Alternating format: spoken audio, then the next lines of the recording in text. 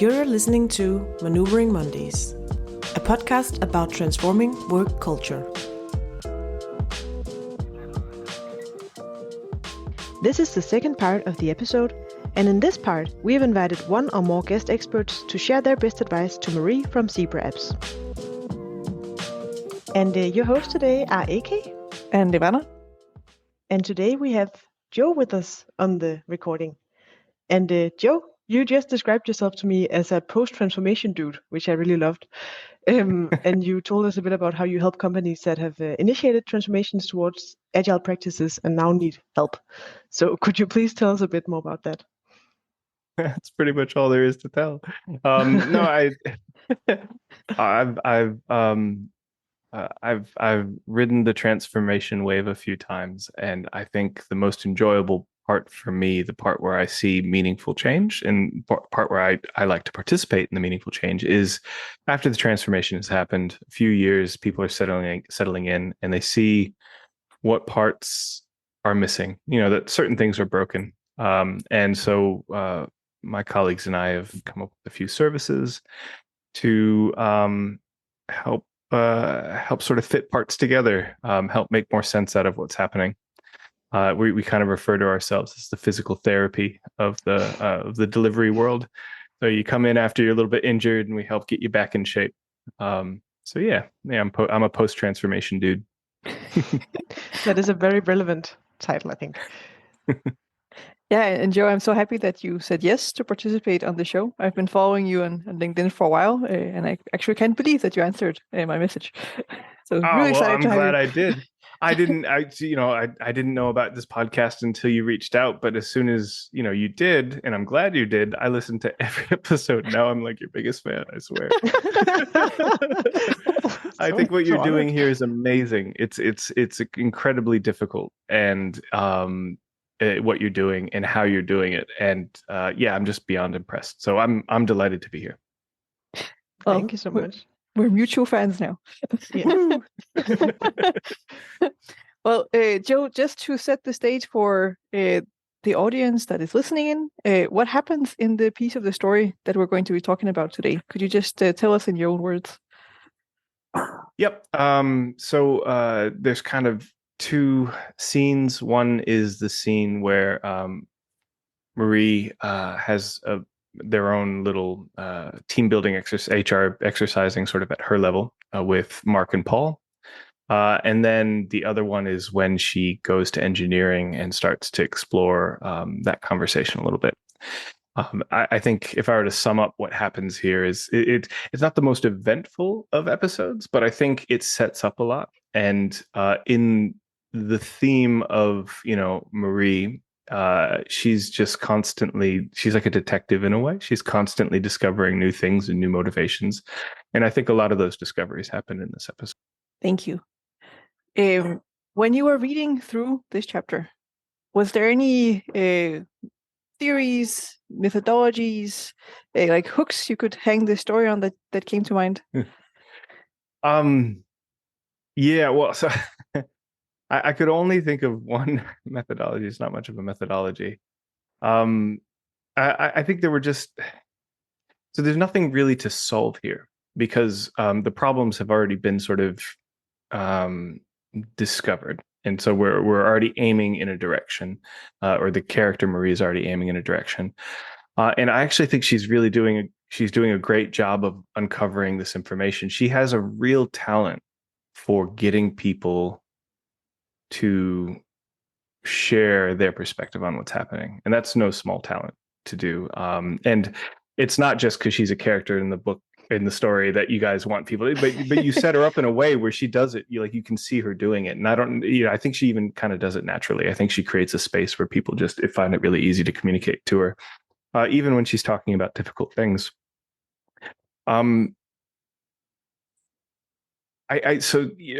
It's because I'm a delivery person, and so some of my perspectives when I go in to work for an organization, they start brutal and they end soft. And what that means is it's very easy to try to get lost in trying to fix people problems. And for me, in my approach, starting with the people problem is a mistake. My approach, and this isn't everybody's approach, but my approach is to start with the business problem, and then go back and see how people are contributing to it. Because you can get into a she said, he said, who's saying what, doing what, and all day long, and there's no resolution to perspective. And that's not, if this was a neighborhood or if this was a family, that would probably be a very good approach, but this is a business. And so there were some interesting things that came out of it, which was like, as low, the quality is down and it's affecting customers. The current approach to communication with engineering potentially may be leading to that. It hasn't been proven, but there does seem to be a link. Marie's next step, I hope that she clarifies, she needs to clarify what Jenny's role in all of this is and the reasons that she's doing the things she's doing. And maybe even test the awareness of Anne's influence in all of that. Some interesting things happened with, learning that Anne was fired. I was a little disappointed Marie didn't ask who fired her, because they said we fired her, and they didn't really specify who.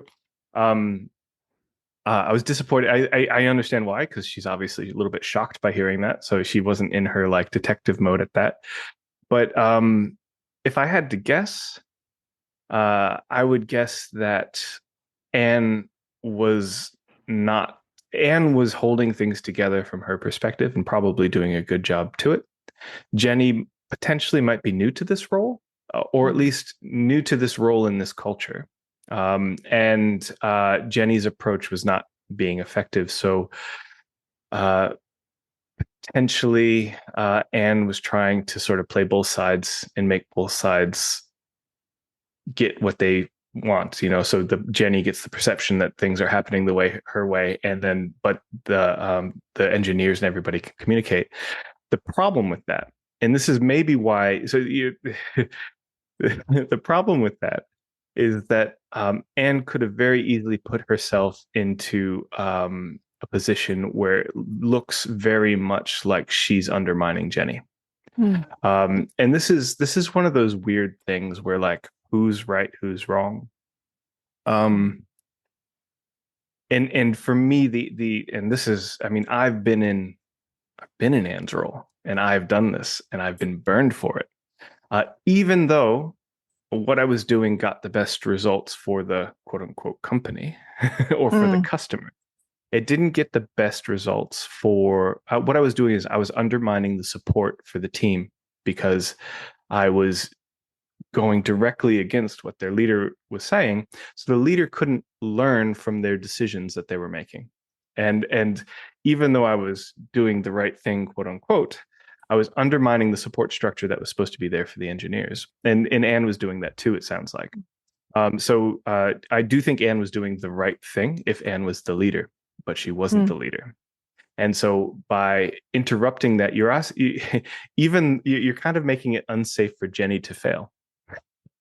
You're basically saying, we don't trust you, Jenny, as our leader, therefore I'm going to step in and do it. And in a business, and this is hard, especially if you put your heart and soul into a business like in Zebra Apps, where people are passionate about it. It's not just a job. There's actually meaning behind it. They're trying to make an impact. It can be really hard to help develop your leaders when your leaders make bad decisions. And I don't know the backstory. My question would be like, did Anne try to approach Jenny, and then Jenny said no?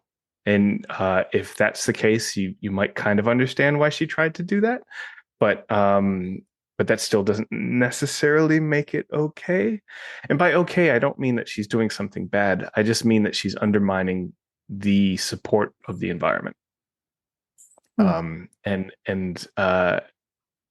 It's a hard call, and it's a personal call, and Anne made it, and I'm sure she feels great about it. But now we have Jenny, who's picking up exactly where she left off pre-Anne, and she has the exact same skill level with her engineers that she did before, because Anne had separated Jenny from her engineers. So she has actually kept the company from growing in a certain direction. So in that sense, I do support letting Anne go. I don't think Anne was creating a coup. I don't think Anne wanted Jenny's job. I think Anne genuinely believed in the product and just wanted it to work.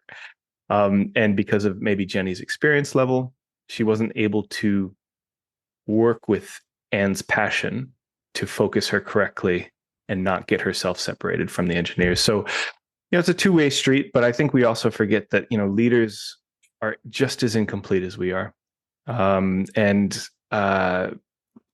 we try to cut them out of the decision-making, particularly when we don't even want their job, we're actually cutting out a very significant amount of support and development for everyone else. Because, Anne's got this other job. She's this product person. She's not doing development for the engineers. She's not making architectural decisions. She's making sure people are connected and doing all these other great things, but she doesn't really have the experience to help that community grow. She can keep them focused on doing something and doing it well, but there are other things to consider. So long story longer. You asked me what theories or models. My theory or model is the give them rope model. Oh, the give them rope model. Yeah. Tell us more.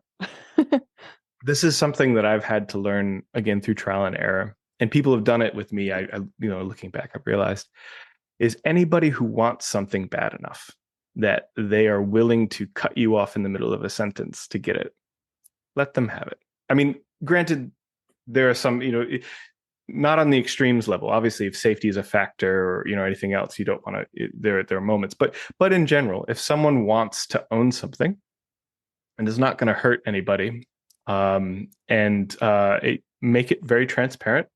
Say, I guess you've got this, and then just watch them do it. Chances are, what they want is something that most people want. The way they're going about it may be bad, but by giving them rope, they're either going to learn to swing or they're going to hang. And I know that's really harsh, but we learn by swinging and hanging. We don't learn by staying in the middle. Like most people learn. Some people are excellent learners and they can learn from other people's mistakes. Most people have to make their own. And so potentially what Anne could have done is made sure she was a part of the conversation, given Jenny rope, and made what she was entering into transparent, but also leaving a door open to say, because Anne doesn't want her job, to say, hey, if you have any issues with the engineer, I'm happy to coach you. I'm happy to tell you what's worked for me, what the investment is, and I'm happy to hear you say that it should be different, but it's not. Anne had opportunities there that maybe she didn't take, that would have made it more sustainable in that environment, and also would have allowed her to do her job eventually. To get back to that. So, give them rope.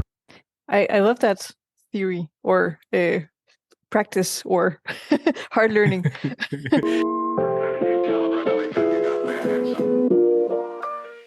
But I think also it's an important point that even though Anne may come off as the hero, especially now that she's gone from the organization. Oh, when Anne was here, everything was better. But in fact, her struggle to keep engineering together was detrimental and a part of the reason why the engineering organization is where it is today. So and that's why there's no such thing as a good thing and a bad thing in most cases. There's just the thing you're doing, and kind of thinking, and this is also the kind of thing that you can't really predict unless you have experience. And so, this is probably Anne's first time. This is probably an exaggerated aspect of Anne's personality coming out. Maybe Anne is a little bit of a control freak. She also sounds like she's extremely empathic and intuitive as well. So she had both of those things happen at once. And so she had two of her strengths going at once to fix what she saw as a problem, but she didn't at that point have strength in working with leadership. Part of the thing that makes Anne is her rebellious nature. It's what allows her to think outside of the box. It allows her to rally troops and inspire them. But maybe she has issues with leadership. Maybe she doesn't trust leadership. And maybe that's her growth path. I don't know. I like Anne, by the way. I think she's cool. I end up liking most of the characters after you guys sort of expand them out a little bit. They all have really good backstories. So I was just saying that I love how you kind of analyze the dynamic between Jenny and Anne, and you came up with so many new perspectives that I didn't consider. For Maybe they'll instance, come out in future episodes. yeah, you never know. No, but especially your point about how Anne could have helped, like offered help to Jenny instead of kind of fighting her method. And of course, we don't know exactly what happened yet. We have no idea what's happened. No, but I think that was a really good point. And I was also curious to ask is if there's any of these themes, maybe especially in the engineering department, that you recognize from your work in real life. Is there any of this you see happening? Communication is always hard when you get into larger organizations. I don't think Zebra Apps is extremely large, but I know I end up working for like banks and telcos and regulated industries that have a fair amount of people. That's not necessarily where I want to work. I mean, all people are good people, but I'd love to work in other industries if anyone else is listening.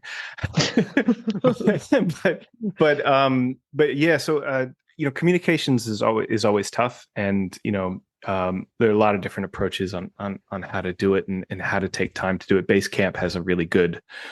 It's been a while since I looked at them, but they used to have a really good philosophy on how to use their tool in the written word to communicate effectively, and I've adopted aspects of that into something I call backlog literacy, which is using the tool to communicate. And communication isn't a one-way street, and people all have to be able to not just read something but interact with it and respond to it. So I think if everyone is having to sit around and having one-to-one meetings on things, there's probably the company might be running on a lot of assumptions, and it's probably miscommunicating a lot. And that's probably another thing that Anne accidentally did on the bad side was interpret all those things. So she as long as she was there, it was good, but people weren't learning how to communicate across, because one of the things that the main engineer even said was that she took the time to do the one-to-ones and everything, and because Jenny wanted effective meetings and that sort of thing. So Jenny actually might have a really good idea. Like, she might be time boxing people to force them to think about what they say before they come to meetings. I've seen that approach. There are ways to do it wrong, and there are ways to do it right, and there are ways to do it kind of mediocre. But that is an approach. It needs to be followed up with examples and connecting it to results that people want. And it's a whole thing. But like, Jenny might have actually been trying to get people to communicate better by not picking up for them, and then then showing them, things like quality or whatever she's measuring for productivity, if that was important to her at the time. So who knows? But like, I see it a lot. I see a lot of weird solutions for it. I see a lot of good. Here's a really good example. So I was just talking to a guy I used to work with at one bank, who now works at another bank. And he was talking about how he's working with a consulting agency, and they're helping him with their big room planning. And I was like, "Oh, how often do you do big room planning?" He said, "Every 3 months." And I was like, "Okay, how many people go to this big room planning?" He's like, "Oh, 300, 400 people." I'm like, "Okay." And they do it mostly virtually, so it's not too costly in terms of venue and food and whatnot. And they have digital tools to assist a lot of the conversations to make them more effective, which is great. They also do personal ones, I guess, every once in a while to communicate.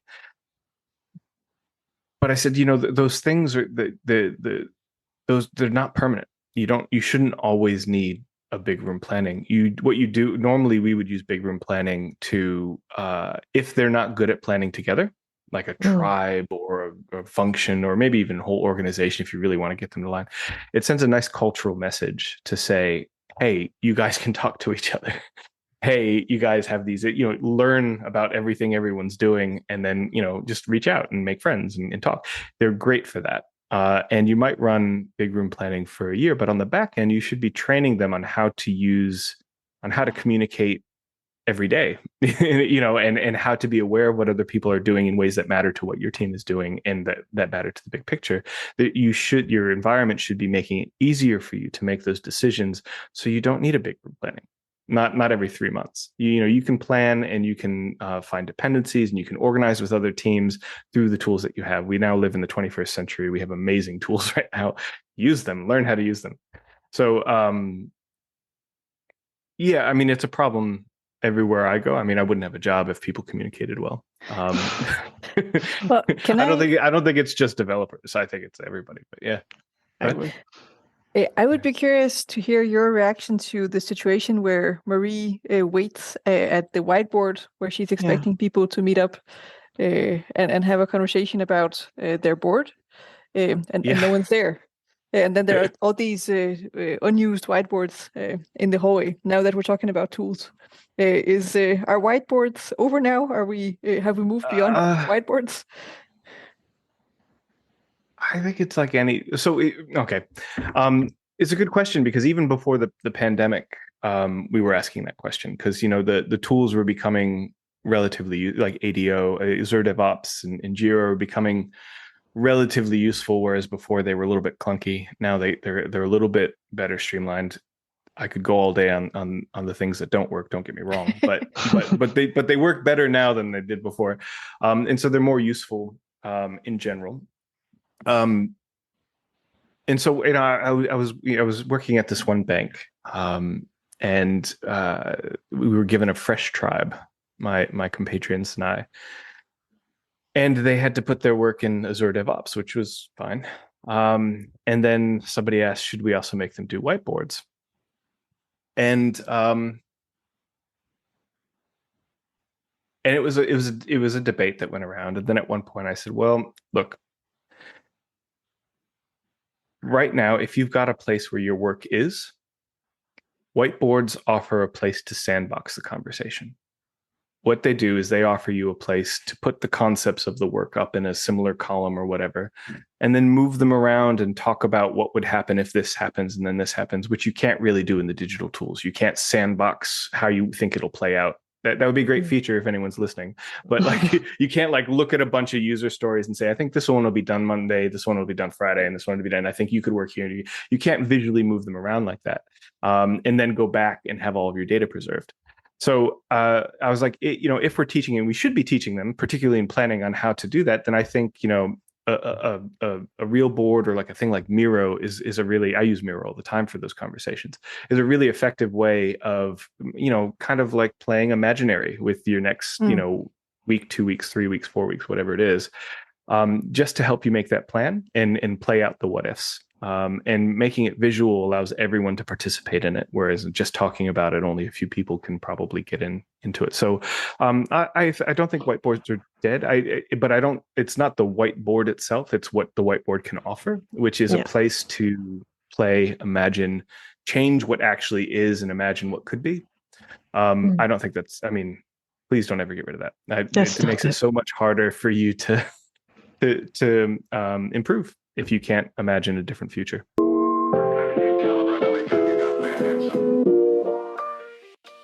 I also noted that it seems that they now moved into virtual talks with their Jira board and everything.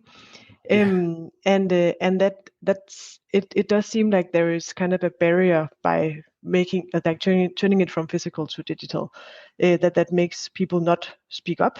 It's also easier to hide behind a turned off camera, or like a muted button.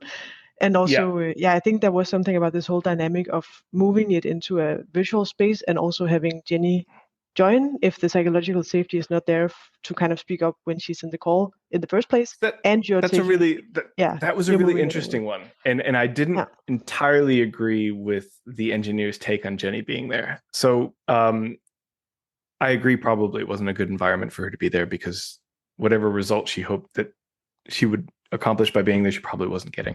She's probably getting the opposite. But the goal for any sort of meeting of which you're talking about the work should be an open door for anyone, as long as they're not disruptive. So like, that doesn't mean that that's where they're at. But if I'm working on a team and the CEO comes in and wants to just listen to us talk, come on in. Yeah, we're working for you. Well, not really for you, but we're,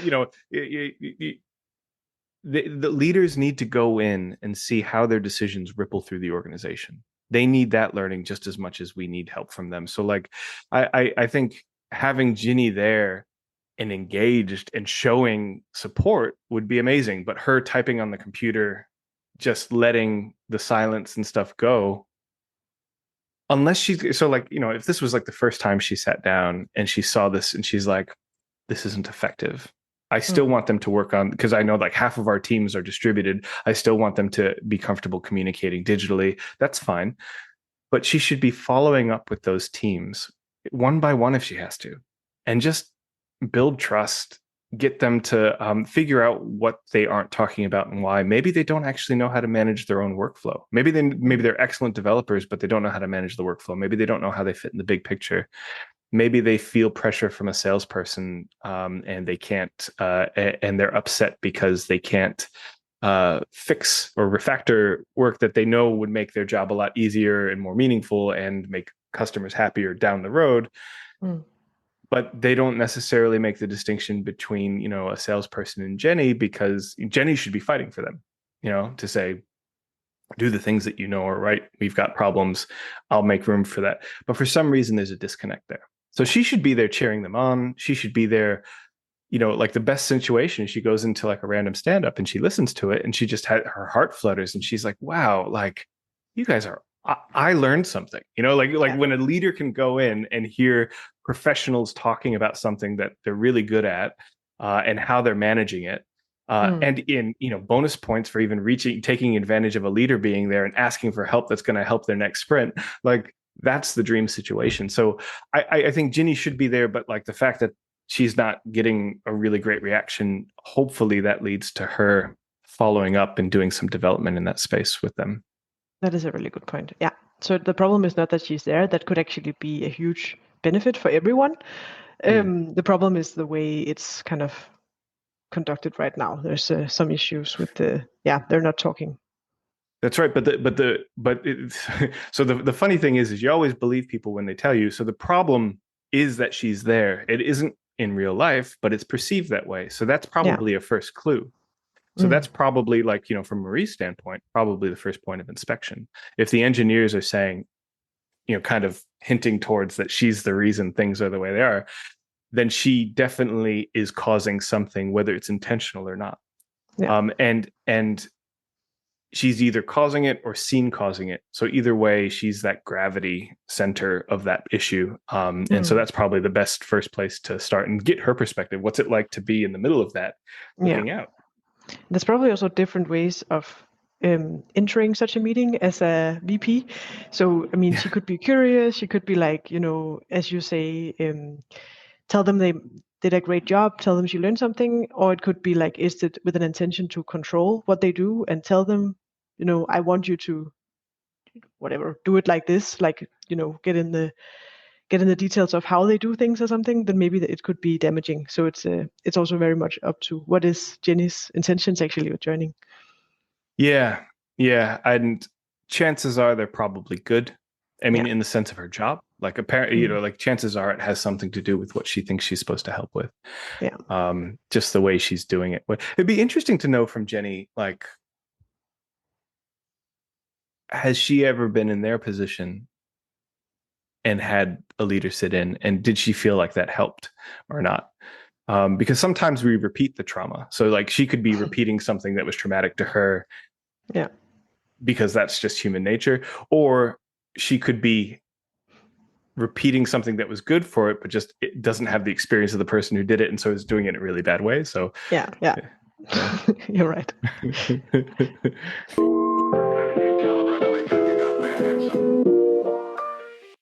I would be curious to get your perspective on, you can say, the situation that Jenny finds herself in. She's alienated from her departments. She also feels that they need fixing. She asks Marie if she could fix engineering and work her HR magic.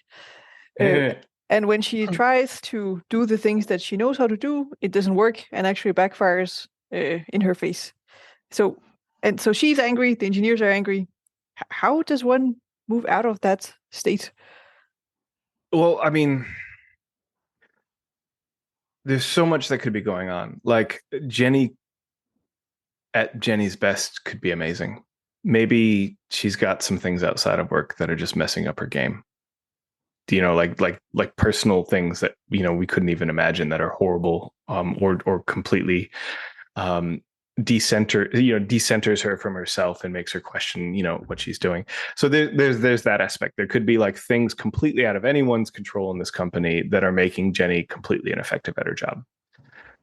The more likely thing, though, is that she's just really bad at it. I mean, like, so, you know, many people get promoted into jobs where they're just horrible at. And I've worked for people like that, and I think technically have been good people, but they've been really hard to work for, and it caused me a lot of stress. I think she's probably just not good at her job. So maybe either she was promoted a little bit too early in her career. Maybe she doesn't have a good support system. You know, sometimes people can get promoted into something. Maybe she's a fantastic engineer, but actually, and maybe she had in her last job, she was a really good engineer. Maybe she worked with a team of also really good engineers. None of them wanted to be a manager. And so she had more people skills than everyone else. So she became a manager, but because they all knew her and they wanted her to go to the meetings so they could do that, she ended up looking really good because she had this team that was already performing. She already had the relationship with it, and it made her look really good. So she could have had a lot of successes in this, but she was never put into a new environment where she had to start from scratch. And then lead people, so she doesn't really have any leadership skills because of something like that. She probably has them latently, but she doesn't have them actively. She doesn't know how to use them. So it could be that Jenny needs leadership support. Of, you know, if she's in the position already, she knows the product already, she knows the people already, it might be better to just get her some leadership support and have her swallow some pride and try out some new things and learn, and everyone will be grateful for it, including her. Or maybe she's just horrible at being a manager. Like, some people just, it's okay. Like, I'm not good at every job I do. She might just not be a leader in that sense. She might be a leader in a different sense. Maybe she's more of a team leader rather than like a department leader. This ties back to something you said earlier about people problems and what to address first, and not to assume that everything is a people problem. So when we're looking at the situation with Jenny, what is the thing that you would look at first? The potential people problem of Jenny, or some of the dynamics around her? So the problem in this scenario, as far as I can see with the information I have, is that the quality of the product is down and it's affecting customers. That's the problem. Jenny needs to make sure that that's being taken care of in a way that balances the other needs of the business. That's her job, and she needs to make sure her people know that. That's going to land on her eventually. You know, the CEO will, you know, as soon as they start to lose enough customers, or the reputation starts to lead to lower sales, or, you know, all the things that happen when quality drops and customer satisfaction drops and you start losing customers, particularly when it's linked to quality, there will be an initial blame game around sales and pressure and stuff. But that's what Jenny's there for. Jenny's there to help balance that and to push back on sales, hopefully in a constructive way, you know, to make the decisions that she's able to. So she should be like, you know, she should be focusing them on quality. And she should be interviewing her people. Is like, why is it, you guys had great quality up until a year ago. What changed? Okay. And maybe she should partner with Marie, because Marie's already in that space, to say, can you find out what made the quality change? I will, and then maybe even work with Marie to get suggestions on how to engage with the engineering team to help them focus on quality, and ask for any help with pushing back on marketing to have like a temporary lull to get a better run in the market where you're not going to lose customers again because of quality. So that's her job. That's what she should be thinking about doing, and that's where she should be focusing. All the other stuff she has to work through, it's much easier to grow as a person if you're focusing on an external goal that you share with other people. It's much easier to change, and it'll be much easier for the engineers to change. They don't have to like Jenny. They don't have to forgive Jenny. They just have to know that Jenny is there. Jenny just has to communicate to this, say, this is our new focus, and I'm here to support this and only this until we get it right. And just tell me what you need. And she can prove herself. Everyone wants to forgive, and everyone would be happy if she steps up. So all she needs to do is step up. And it's much easier to do that if you focus on real problems rather than focus on Jenny's a bad person, Jenny's not good at her job. All of that goes away when you have a really tangible goal that you guys all face together. And you can try out those new skills to get that goal, and you can get feedback under the, it's not about you, it's about getting that goal that's external of you. So, people are more likely to change or to focus on that if they can focus externally. So get out of the people and get into the That is good advice. Sometimes works, sometimes doesn't, yeah. but in my experience, it helps a lot. Yeah. I have another question. So we learn here that some of the more senior people on the team, they are kind of reluctant to take in the new people joining. And I think there was at some point someone said, like, we don't want to teach them our ways of working or something. There's like it's kind of a conflict going on between or at least some resistance going on between the older employees and the new employees. What do you make of that situation in a company like this? You're talking about with the engineers? Yes. The ones that were trained by, was it Jonathan? What's it? Richard, yeah. Richard, that's it. The co-founder who left. Yeah. So completely natural reaction. They probably were very open to it, but then the other people came with their own experiences and suggested changes, and that felt, like you go through this period where like people enter into your space and you want them to just appreciate everything that you do and think you're wonderful. And then after they do that, you're open to hear other ideas on how you could change. Then you're like, oh, you're part of us. You understand how pretty and wonderful and great we are. Well, what's this other thing you want to do? That's fun. That's new. Let's do that. So that, that's it. But a lot of times, you go in and someone says this is a safe environment. We all work together, and you're like, good. I don't like the way that you're doing something. I think that the way that you're doing it, and chances are they're right, but they're right and they're wrong. So they're probably right in what their suggestion, and it probably is something you should learn. But they're wrong in the sense that they have now accomplished something that they didn't want to accomplish, which was put themselves on the outs. So unless you are in a very unique culture that appreciates that level of bluntness, you can make room for that level of bluntness and that level of honesty. It still hurts, but you can make room for it, and you can encourage it as long as it's constructive, and that's a skill unto itself, but that's very rare. And then you can tolerate it, which is I can hear it, I can let you say it, I don't have to listen to it, but I can make sure I can, toleration sounds like, hey, I actually think that you guys are labeling your work wrong. Thank you for sharing that information. And then you move on. That's tolerance, right? Like, so you thank them because you want to have the appearance that this is a place where you can, it's safe to share these like really blunt realizations. Thank you for your input. Thank you for your input. Exactly. But depending on the day and how stressed people are, you might just create an argument out of that. That doesn't mean it's wrong to be blunt. I think this quite often I really work hard to embrace people in my life that are very blunt with me, because I know that it's almost always a quick way to get something that's important.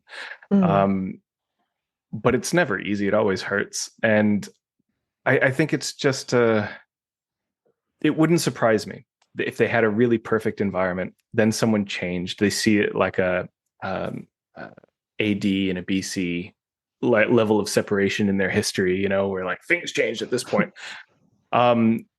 You associate, you sort of imprint your idea of the universe on these things. And these new people are coming in and they're fresh and they're like, oh, this is new. But then these other people are carrying this trauma that from this guy that left and all these changes. They might want to hold on to some of these things. They may not want to, it almost sounds like the company's fighting against the new direction in a lot of ways. And and ultimately it's up to the CEO and the board. And I hate to say this, I really do, as someone in delivery who's always the victim of a CEO or a board. Ultimately, it actually is up to them what direction they want to go. Now, a CEO in a good mind space on a good day can see a company fighting them and see that as an opportunity. A CEO on a normal day, being a normal person, will probably just add pressure to get their way. So I think what we're seeing is a very natural reaction to that situation. Do I think it's constructive? No. Interesting point about me is I don't believe in dysfunction. Which is controversial. Well, okay, let me put it this way. I believe it exists, but it only exists in our mind, because dysfunction says more about the person saying the word than it does about the situation. Dysfunction is your expectation of what should be happening, not what's actually happening. We live in a world of cause and effect that exists whether we're here or not.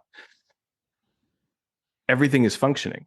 Everything is reacting to something relatively rationally. Dysfunction, particularly when we come, I mean, there are extremes where we could probably agree there's dysfunction, when it's medical or when there's danger and stuff like that. But like in general, with teams and in an organization is not dysfunctioning. An organization is functioning appropriately for the motivations that it has and for the environment that it's in. So when I see a team that's doing exactly what you said, where like is kicking out all the new members when they try to sort of like add their own culture into it, I don't see a dysfunction. I see something functioning. And the reason that I think that's important to make that distinction is if I think it's a dysfunction, I'm going to try to fix that behavior to look like the way that I think it should. If I think it's functional, I can get curious and going, I wonder what's motivating that. And then and at that point, I have the opportunity to raise that awareness and share that awareness with people. And sometimes that awareness is enough to let people decide if that's the function that they want to continue to support, or if they want to continue to support a different function. And so when we talk about like teams and things not working, I actually like to go, you guys are functioning exactly the way that you should be. Do you like the way that you're functioning? Okay. How would you like to function? And so there's almost like an inherent prejudice in that word. And because of that, there's a danger of missing really important information that's in front of you. I think my meditation app would agree with you. Oh, really? What's your meditation app? It's Insights Timer. But a lot of the lessons that I'm learning through meditation is to stop judging the moment. It's all about, well, this is the moment, and a lot of the like negative emotions you can have about a moment is your judgment of the moment and not the moment itself. So if you let go of judgment and just approach, well, this is what is happening, then it's way easier to navigate rather than, again, trying to align. It should be like this. It's like this. We need to fix it so it's the way that I envisioned that it should be. So that's which you can do. Which you can do. But But again, this is my approach. I don't necessarily think it's wise. It's what works for me. But that said, is I've seen people that have a completely ironically fixed agile mindset, and this is how that is ironic. Yeah, it is ironic, right? But also produce amazing results. So and I think because they're so consistent, it makes it easier for certain people to align and stuff like so. I'm not saying it's right or wrong, but for me, it's more interesting to think that everything's doing exactly what it should be, and it's just upsetting people versus it's dysfunctioning. I would be curious to hear your perspective on the fact that all of these teams in engineering, they do not have any Scrum Masters. And they have a strong reaction to not having Scrum Masters because Richard told them how things should be, and this is how we do it. Yeah. Man, if you were to talk to me about 4 or 5 years ago, I'd have a very different answer to what I have right now. 4 or 5 years ago, it would be, you always need a Scrum Master. You always need an Agile coach. You just don't know it. And now, now that I'm a post-transformation dude, and our sole product is about helping teams attain skills that allow them to own and manage themselves. I kind of see the role of the Scrum Masters now. There's this phenomenon that I've seen in the market with Scrum Masters and Agile coaches where they hire a bunch of them and they're expensive, and they hire them for a ratio. We have 20 teams, therefore we have 5 Scrum Masters, and there's 4 teams per Scrum Master. And the way that they place them, there's variations on it, but it also tends to basically be, you hear the word fairness a lot. It's not fair that they get Scrum Masters and we don't get Scrum Masters. And so as soon as you hear that, you get into a ratio distribution of Scrum Masters and Agile coaches. And then we get into something I like to call Agile hot rocking. And hot rocking is, if you know anything about hot rocks, is it's a rock, it's hot, and what you do is you put it in the middle of something and it radiates warmth. And so it's kind of the same philosophy with these Agile coaches, is we're like, oh, we'll just put them in the middle of 4 teams and they're going to radiate Agile, and these teams will absorb the Agile and they will become Agile. And surprise, surprise, it doesn't work. At best, they do help startup teams. They help acclimate people. Quite often, these coaches end up being more change managers or HR-like people, coaching people emotionally rather than necessarily on delivery, which is great because there's benefit to that. But you don't really see them creating self-sustaining teams. And so I have a talk that I've done once or twice, and it's always, because what ends up happening is the organization pays for these coaches, these expensive coaches and these expensive Scrum Masters for 2-3 years, and they realize they don't even know what the results, quote unquote, are, but they're not getting the results that they expected, and so they end up firing them all, or basically making that job it doesn't exist any longer, and they do that because they hope now that they think that the Scrum Masters and the Agile coaches are holding the teams back from being self-managing, because they see the Scrum Masters are doing Jira for them, and they're running all of the ceremonies, and they become dependent on the Scrum. And they're kind of right, but they also kind of miss the point, which is no one ever taught these teams how to self-manage. And that's its own skill set. You get rid of all the managers, but you still need the managing skill set. And you need it to be distributed, not centralized. And no one actually takes the time to train teams on how to manage in that particular environment in an effective way. And so for me, when I asked, I go into these groups and I give my little talk, and I was like, what's the one thing that you guys are supposed to deliver as Scrum Masters? And when I say self-managing teams, it's always like quietness. And because it's never that easy, right? Like you're always, it's hard to make self-managing teams when they're constantly making new teams and reforming them, and there are all these challenges that come with that. But essentially, that is what the business expects you to do. It expects you to go in and create a team that can manage itself, create transparency, engage with stakeholders, and not need you for every day. You can still get invited back in as a coach for unique problems, or when things are outside of their range of experience and they need to reset or they need to baseline. There are a lot, you never have to get rid of an Agile coach or a Scrum Master, but you shouldn't, if you're a Scrum Master and you're with a team for like 5 to 6 months and you've been doing the same thing for 5 to 6 months, there's something wrong. You shouldn't be running, they should be running the ceremonies at some point. You should be teaching them how to. You shouldn't be tracking the work for them. They should be tracking their own work. You don't have to start them all off at once. You can drip feed them to teach them these skills one by one. But, at some point, they should be running themselves. And that's really the whole point. So, so the long answer to that question is, I think it's great that they don't need Scrum Masters. And as long as, I think the thing that they're failing on is the quality thing. And I don't necessarily know that a Scrum Master would have made a difference, because you have a product owner. What are they doing? Why aren't they making a fuss? You have Jenny. Why isn't she making a fuss? And again, Scrum Masters can act a lot like Anne does, and they can actually keep people from being effective members in the business by trying to do all the things that are quote unquote right. So, don't be an Annie Scrum Master. Be a Scrum Master that goes to Jenny and go, I will tell you it's happening, but I'm not going to do it for you. So I can help you do it if you want help, but I will not do it for you. but I will tell you it's happening, and you're the only person that can really fix this. And if you don't fix it, you're giving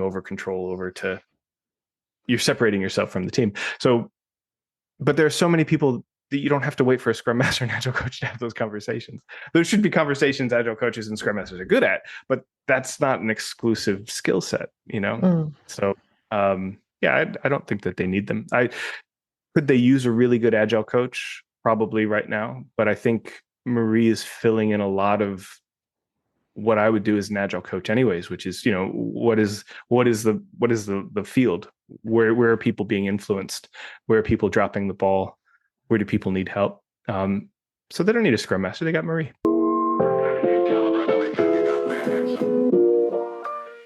So in your experience, what are the key factors that need to be in place to set a team up for success in terms of being self-managed? Yeah. So I have this conversation at the beginning of every contract, because we don't go in and just teach a course. We don't even necessarily teach the same thing over and over again. What we do is we assess what the environment is willing to support. So we have a philosophy when we do training, and I'm doing little quote marks. We never train a skill set.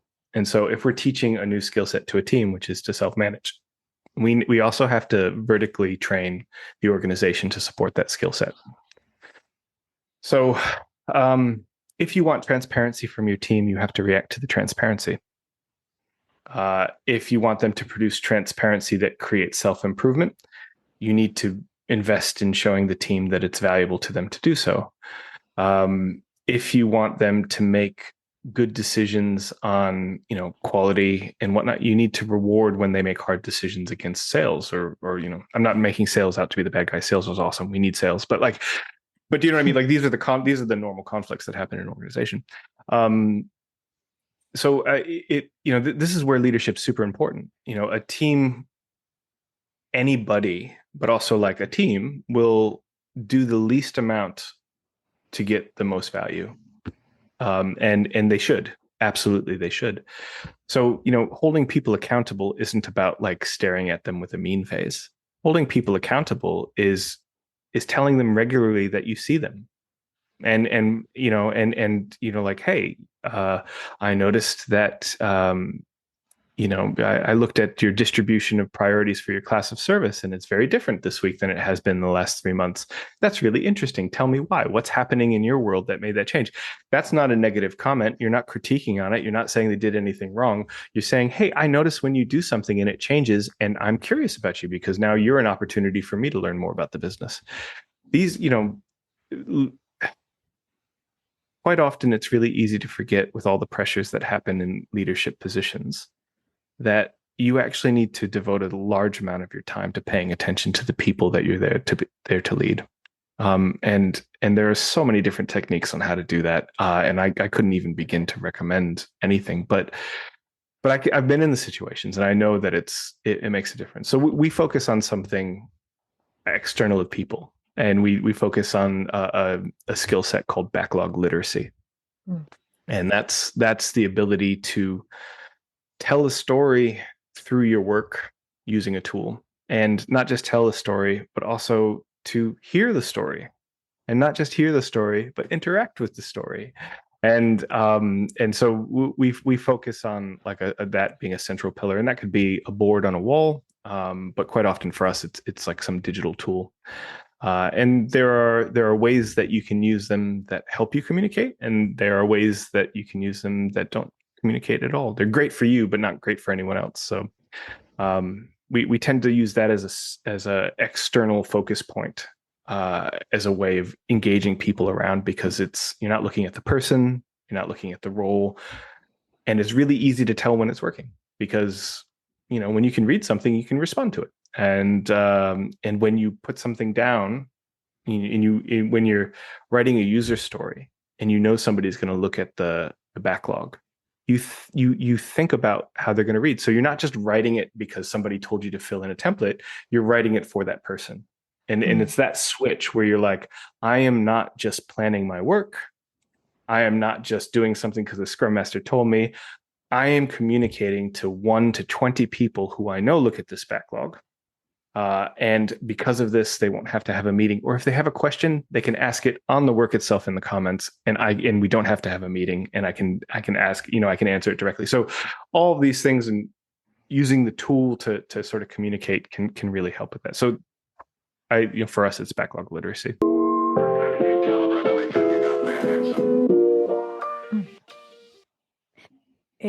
I kind of want to look back to the leadership part of the first part of this chapter is all about the HR team gathering together and trying to foster intimacy and trust within I really themselves. liked how her and Paul ganged up on Mark. I thought that was cool because not cool, but like it was so relatable. Like how often have you I have an instant friend now because we're the kids and they're the adults, and I totally related to that. Yeah, and also, I mean, this was an important moment because until now it's been Paul and Marie that have been at odds with each other, and here they find this this moment to bond over Mark. But I was curious, what was your takeaway from that piece with HR coming together, trying to share experiences that make them human? So up until that point, it's just been Paul and Marie, right? Sorry, Mark and Marie. Yeah, exactly. And Paul and Marie were barely speaking to each other and not even saying hello in the hallways. And now they finally experience this chance to bond. But then it kind of ends perhaps without any resolution or perhaps with some resolution. Yeah. So, which is normal. I really liked Anne's. I think Anne's comment to Marie set that.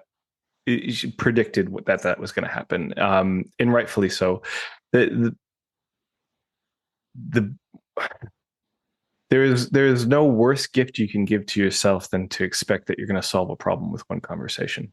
And it's like it's a lotto ticket approach, right? Like it's saying like, I think that my problem, even though it's so big that it actually bothers me, can be solved by one conversation. And what you're we're all hoping that it's like it all hedges on one thing, like you're gonna unmask someone and no, we solved it. Scooby-Doo episode done. But the reality is, if you have an issue and there's a it's a personal thing, there's trust involved, you should really set your expectations for 6 to 10 sessions with that person or people before you get anywhere close to just set your, and if it ends up being 1, great, or if it ends up being 5, that's fine too, but set realistic long-term goals for those sort of things, because that's the investment that's needed with in between people, and to earn trust and to learn how to communicate. A team has to create their own language, and it's ironic that everyone will be speaking the same language in theory, but you learn your own shortcuts for how to describe something, because you describe an experience that you share together. That's what language becomes, is a description of an experience that we shared. And once you start to build that language, you can only do it when you share experiences. That's when you really, you feel like you belong. You feel like safer to, people understand your context more. People don't take you necessarily as seriously as they did before, which gives you more freedom.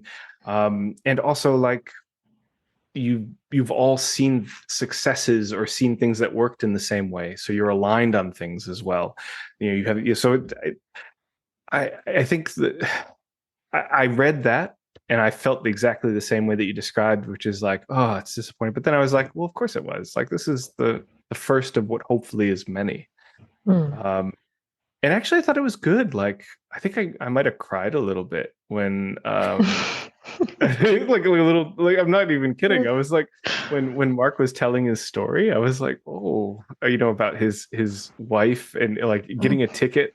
And the wife, kid, and I'm just like, oh, that's brutal. But he also kind of set them up for that too. Like, he told them the story without giving them all the information, and because he must have, I don't know, he's a funny character. But no, I really liked that interaction. I thought it was good because it broke down a barrier between Paul and Marie. And I thought Mark as a leader handled that really well. I thought he did a really good job of holding the space, helping them through that conversation, but also being vulnerable. So it's not easy to do. So I had a lot more respect for Paul after that. Sorry, Mark, after that. Yeah. I also think this is the first time Mark really steps up as a leader and kind of Yes. steps into character, which is really good to see. And we can also, yeah. Sorry. You could tell Marie appreciated it. Exactly. Yeah, that was what I was going to say.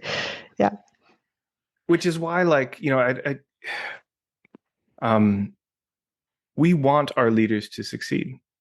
I mean, you know, barring again extremes where if your leader is a complete fascist and you're like, actually, I hope you go away. That's a little bit different. But most of the time, if our leader is ineffectual, what we want them to do is be more effective.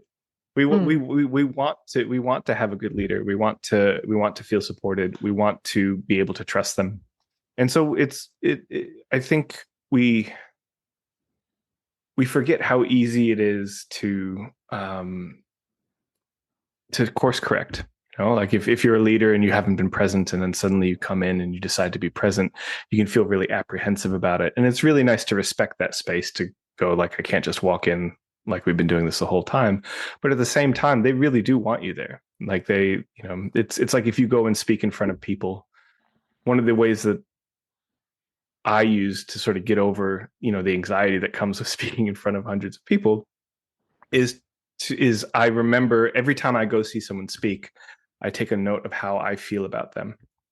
And every time it's, gosh, I just hope they do well. And if they stumble and I'm like, recover, go. You just take a breath, take a sip of water. You do what you got to do. Yeah, just keep going. And if they break down and they cry, I'll be like, man, that's really hard. I tell you what, if she needs to walk off the stage, or if he needs to walk off the stage, he can walk off the stage. I got respect because that's really hard. But I really hope he pulls himself together. I'll give him a standing ovation if he finishes. You know, like, so you really want the people that are in front of you succeed, because it's more enjoyable to see them succeed. Oh my God, this reminds me so much of I do improv comedy as a hobby. And often cool. Like people from the audience tell me that that's kind of they feel very much involved in the performance. They're like, "Ooh, come on, you can do this. Recover, find an idea. You can." Yes. It really requires like the audience to be in a mindset where they're like cheering for you, because it can be painful to watch if you stumble. Yeah, you're there. You want to be entertained. You don't want to just see someone that's not doing a good job. It's like, I paid money for this. People will forgive mistakes if you keep going most of the time, and if you pull yourself together and you get back in there. And so, I mean, you know, we live in a culture where it's really easy to focus on the negative because there's a lot of it out there. But I think for the most part, people really just want to see other people succeed. Yeah. Joe, it is such a pleasure talking to you, but we do have to start to wrap up soon. Oh, okay. Running out of time. I feel like we could go on forever, but yeah, we would like to ask you, what do you think will happen next in the story? Ooh. Well, let me tell you. So I think, so in terms of Marie, I think she's going to go talk to Jenny. I don't think she'll make the same mistake she made with Anne and put it off. I think she's learned her lesson. She probably should just dive in there and talk to her.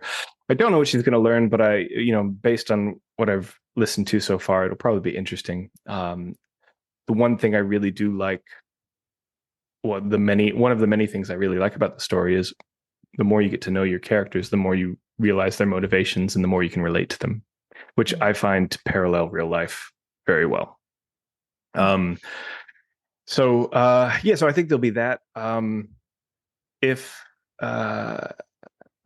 What will happen? So she'll do that. You know what? This whole story is leading to the CEO. There's a reckoning to be done there, and I don't necessarily think Marie is the person to do that reckoning. Maybe it's with Richard. Maybe, but I think Marie should be there to witness it. I think Natalie is, she's got a lot of things to face into, she's potentially saved the company by focusing on the things she has, but she's also created a culture that maybe potentially makes it a little bit unstable right now. So she does have some things to face. She seems smart. She seems motivated. He actually seems like a pretty good leader, but yeah, I don't know. Like I'm kind of hoping for like a resolution, but it's real life, so there is no resolution. So I don't know. I think first it'll be Jenny, and I think this is moving towards Natalie, and I think Richard's going to make an appearance at some point, which will be great. I can't wait for his appearance. Same. And I really hope it'd be nice if after talking to Jenny, she reconnects with Anne, and we get some more perspective into the thing that we talked about. You know, I sort of speculated on maybe what was happening, but it'd be nice to know what was really happening.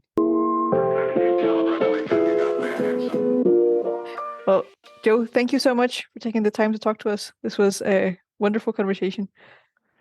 Yeah, likewise. Yeah. Before we stop completely, though, if our listeners want to learn more about some of the things that you mentioned or yourself, where can they find you?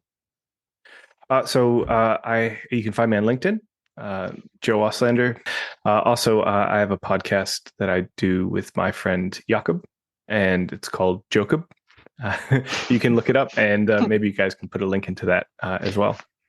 Would be happy to. Well, thank you so much for taking the time to speak to us. It's been really enlightening for me, at least. I have a lot of notes. Oh, thanks, guys. I honestly, I'm still fanboying that I'm even here talking to you. This is so cool.